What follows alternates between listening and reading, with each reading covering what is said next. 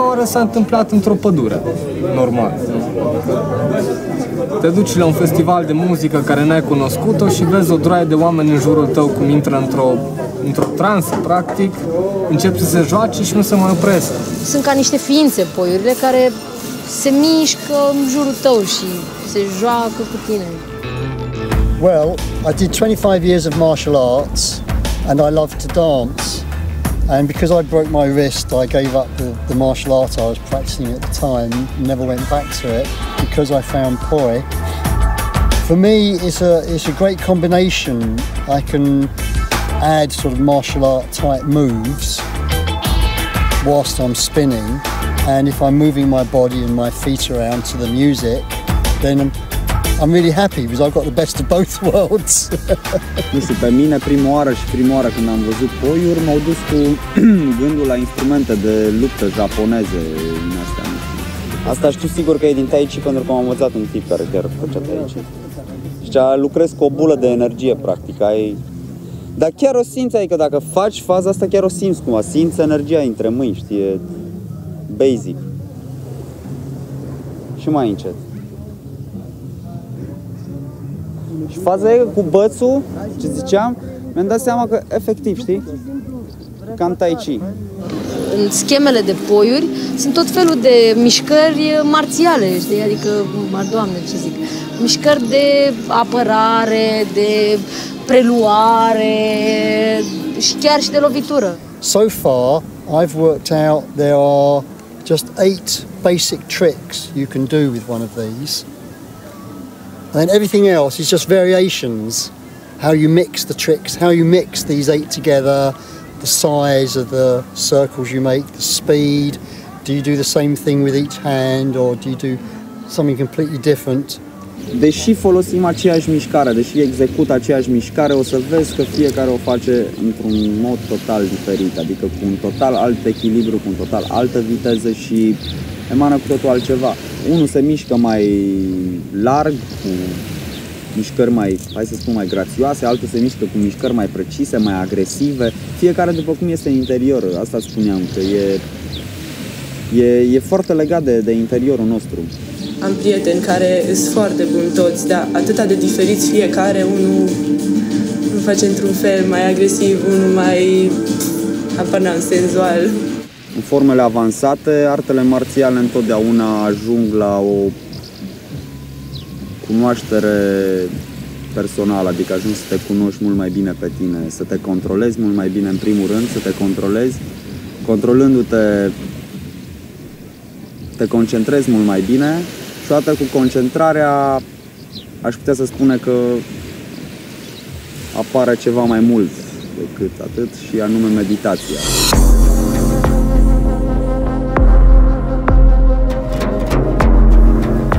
Concentrate your mind on just one thing for even just 5 minutes. That could be a form of meditation because usually during the day our brain is cluttered with so many thoughts. Shall I, shan't I, can I, how big, you know, how long do I have to wait? There's so much going on inside your brain, whereas if all you're thinking is, oh, that's a nice circle. Oh, look, it's up there now. Oh, look, it's down here now.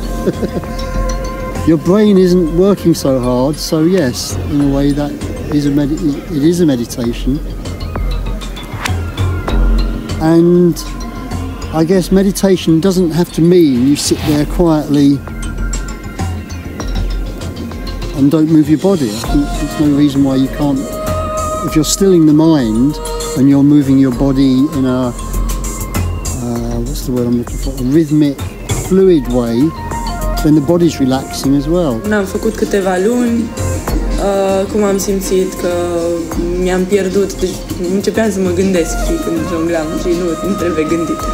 Asta la nicio jonglerie nu e bine să gândești. De-aia poate e și așa de relaxantă. Acum pur și simplu nu mai gândesc deloc că mă joc. Adică nu mă gândesc ce vreau să fac. Înainte era greu, de când treceam dintr-una într-alta. Erau doar scheme care le făceam. Acum pur și simplu dansez, știi? Dacă sunt într-o într-un mediu foarte bun și într-o atmosferă foarte faină, cu muzică care se potrivește și am poiurile, eu intru în ca un fel de meditație transă, orice, nu știu cum vrei să-i zici, dar oricum sunt total în altă lume, nu mai există nimic în jur și acolo eu cu poiurile și nu mă mai gândesc deloc la ce schemă urmează sau ce trebuie să fac acum, pur și simplu mă las purtată și de obicei atunci iese cel mai bine, atunci mi s-a zis că când am reușit să ies din lumea asta, atunci toată lumea a venit la mine și cu hai ce fain ai făcut, ce fain ai făcut.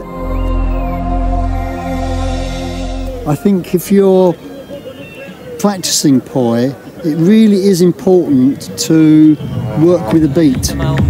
So if you don't actually have a music machine, create your own beat, create your own rhythm, and work with the rhythm. Everything flows so much better. I've seen people practicing poi, and they look like robots. It's all kind of mechanical. So I often say to them, find the beat, find your rhythm, and then everything, whoa, you start looking like an elegant human being, not a robot.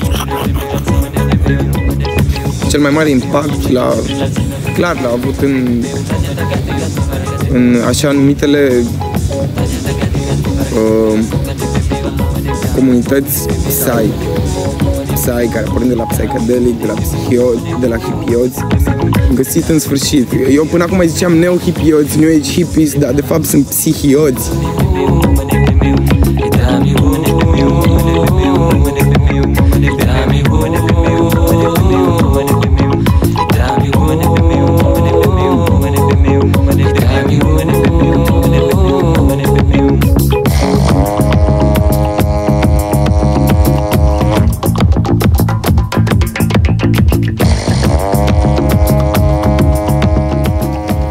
I really think there's kind of a connection with drug use, that you're thinking outside the normal box if you use drugs, and playing with balls of fire on chains is definitely outside the box. It's outside normal human behaviour, yeah? So I honestly see that's the connection. Even just mild drugs like cannabis or something relaxes you, changes the way you see life. If you take other hallucinogenics and things like that, then wow, yes. I'm not sure whether it's a good idea to play with fire when you're using hallucinogenics, but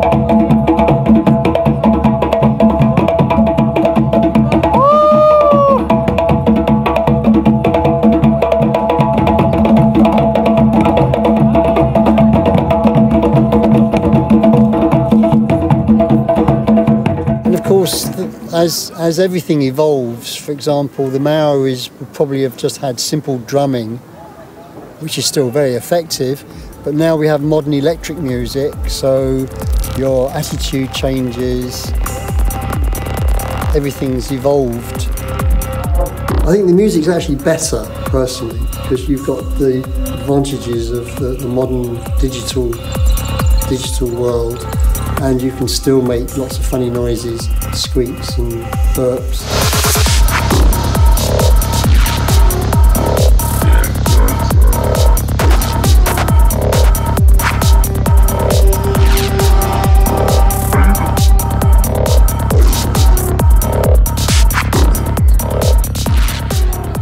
Poiurile sunt o jonglerie.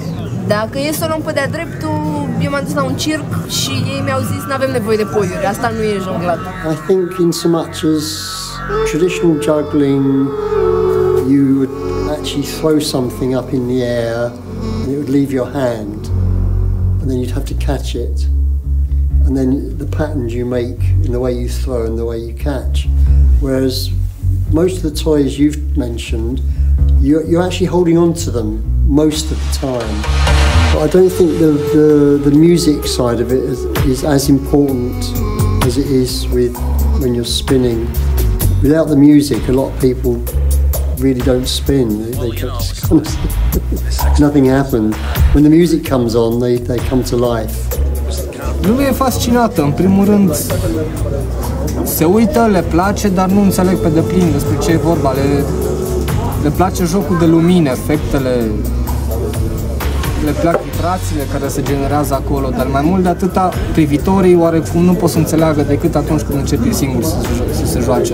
E magie, frate, adică e focul care se mișcă în jurul tău și ești în el, practic. Creezi în jurul tău o sferă de foc în care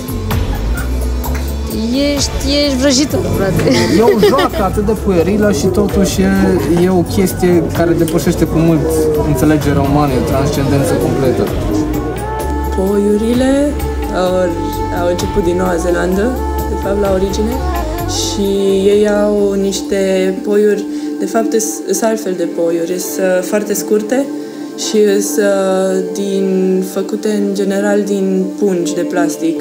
I expect in New Zealand the training was really quite formal, and it had a purpose to teach you dexterity. Now we just do it for fun and to make pretty patterns of light. Femeile foloseau poiurile ca să-și trimită bărbații la luptă. Și dansau acolo uga jaga și bărbații la luptă. Ei le lovesc, le învârt așa foarte scurte în jurul mâinilor și le tot lovesc de antebrațe. Și atunci scot ritmuri și dansuri și de spate le mai lovesc așa. Și e total altceva și le foloseau în ritualuri. I'm not sure that the dancing would have been that energetic. It would have probably been just sort of, sort of very simple, not the sort of really wild that we do